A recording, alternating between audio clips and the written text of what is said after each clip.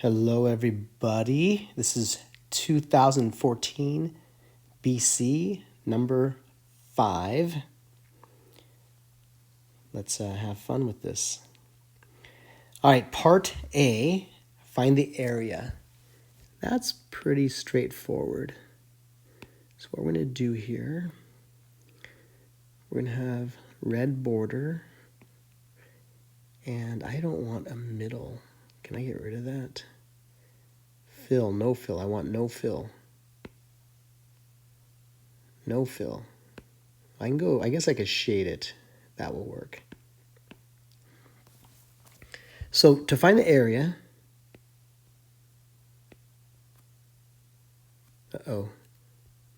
that's not doing what I'm thought would. Whoa. Oh, whoa. What's happening here? Let's draw these. Okay, now it's working. So we're going to add up a bunch of rectangles. That one. All of the rectangles all the way to there. The first one is going to be like, yeah, I can zoom in a little bit. The first one's going to be like way over on the left. So just as a kind of review a little bit for all y'all from AB.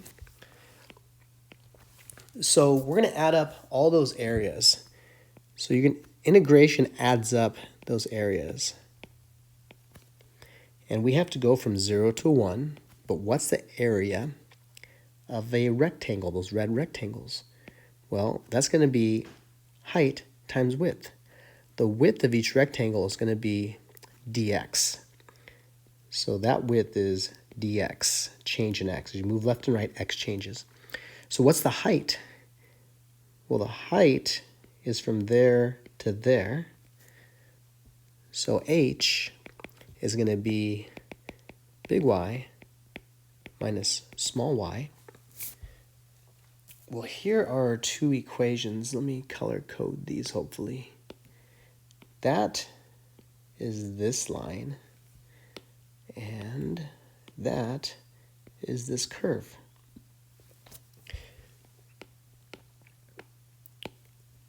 So h will be xe to the x squared minus negative 2x. That's going to be my h.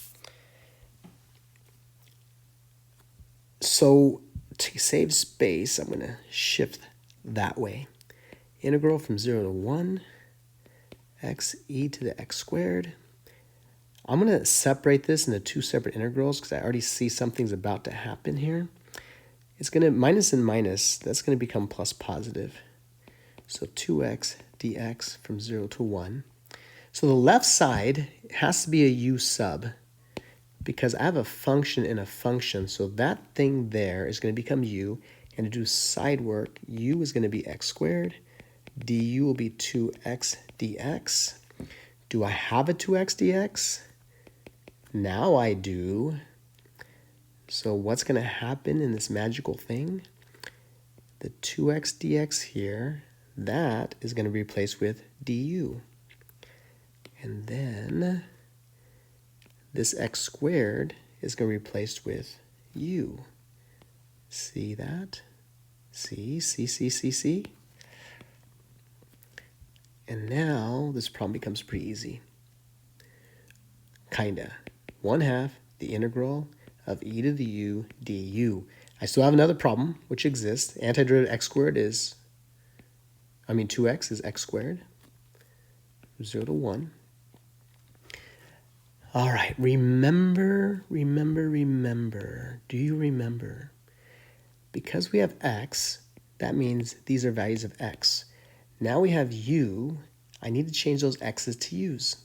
So if x is 0, 0 squared is 0. That's fine. And when x is 1, 1 squared is 1. Oh, they come out the same. How nice. How wonderful. Now, I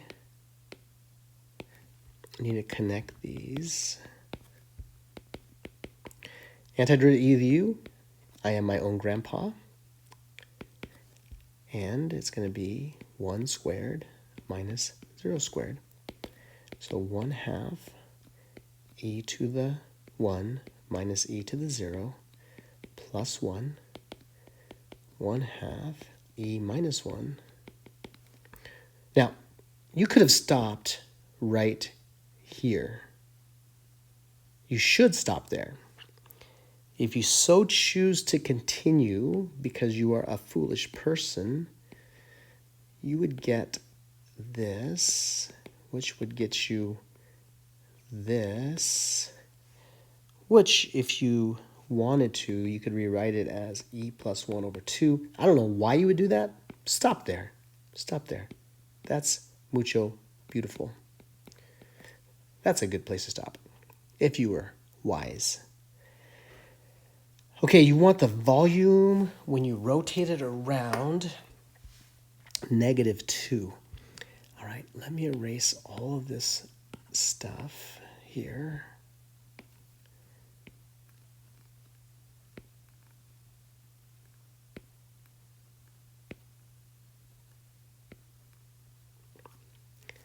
We need a line -2. So I'm going to draw that. It's going to be somewhere down here. I don't know where. And I'm going to show you the big circles and the little circles that will be created. It's all a visual for you guys.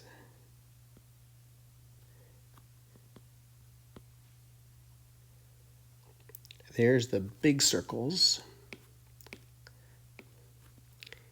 And let's do the little circles.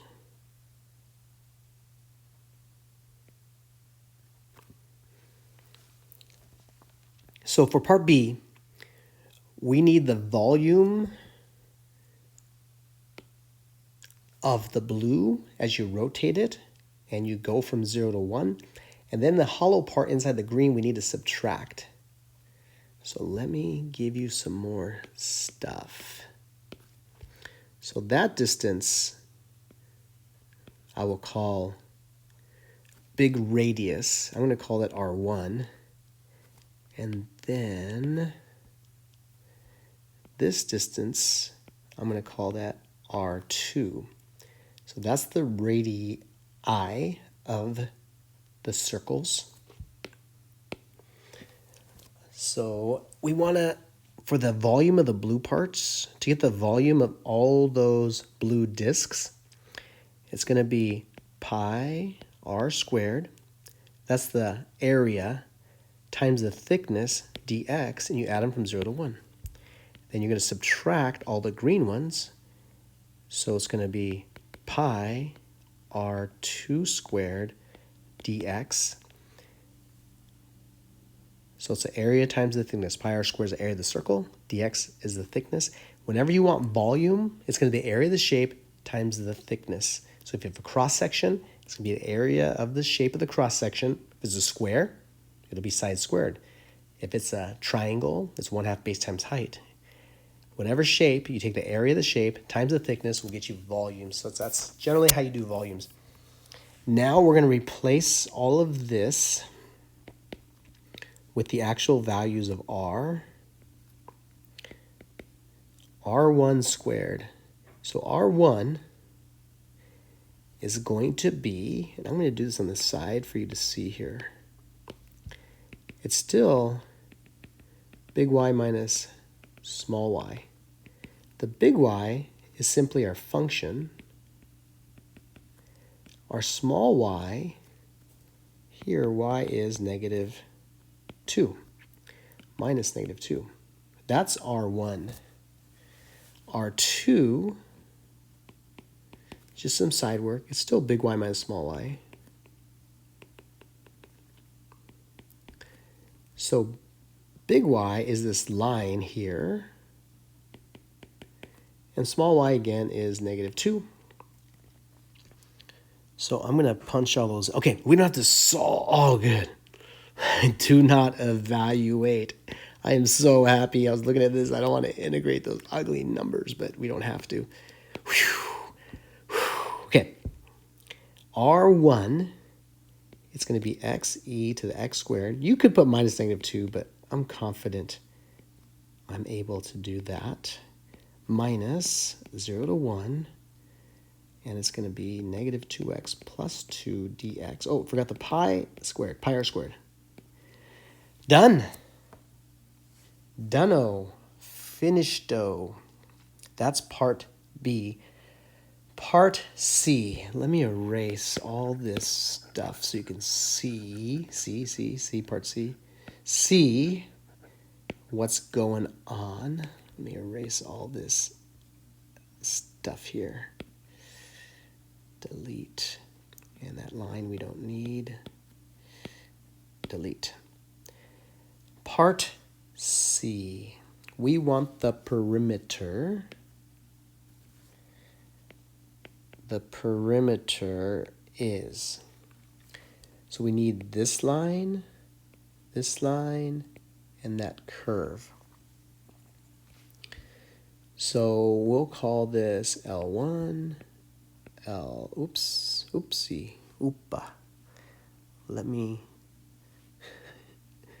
back up here. Let me do this. Just for our own sanity, call that L1, L2, and L3 in our own head. L1, L2, L3. L1 is the y value there minus the y value there. So that's going to be y equals x is 1 e to the 1 squared. And the y value here, this is a side note for you guys. That's going to be negative 2 times 1. So this is just going to be e, that's going to be negative 2. So that distance, big Y minus small y, that's going to be e minus negative 2. So it's e plus 2.